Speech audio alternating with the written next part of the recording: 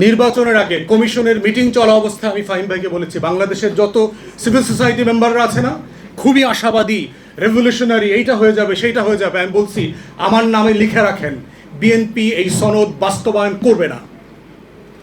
সুজনের মজুমদার ভাইকে বলছি, শহীদুল আলম ভাইকে বলছি, দ্রিকের, ওনারা আমাকে নিয়ে হাসাহাসি করতো, তুমি বেশি এই সেই রেভলিউশনারি কথাবার্তা বলো, এইবার situation has changed, such an upsurge happened, so it cannot be undone। কিন্তু বাস্তবে তাই হচ্ছে, কারণ আমি এই পার্টির নেতাদের ডিএনএ আমার কাছে খুব পরিষ্কার, হিস্টোরিক্যাল ডিএনএ, এবং তারা এই ধরনের জাতির সাথে বিট্রিয়াল নতুন করে করে নাই, বারবার করেছে, পলিটিক্যাল হিস্ট্রিতে আছে এটার মধ্যে। তাহলে এই যে এখন যে একটা যে প্রশ্নটা আসছে, এই প্রশ্নটার ব্যাকগ্রাউন্ডে হিস্ট্রিটা জানা এই কারণে জরুরি, কারণ বিএনপি অথবা আওয়ামী লীগ বাই ডিফল্ট এই কাজটা নতুন করে করছে না আমার জাতির সাথে।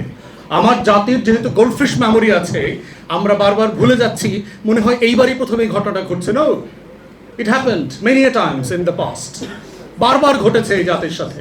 এবং এই জাতির তরুণরা বারবার রক্ত দিয়ে দেয়ালে দেয়ালে আখরে আখরে আবার পলিটিশিয়ানদেরকে মনে করিয়ে দিয়েছে যে আমরা রক্ত দিয়ে আপনাদেরকে মনে করিয়ে দিচ্ছি, ইট ওয়াজ ইউর ন্যাশনাল প্লেজ।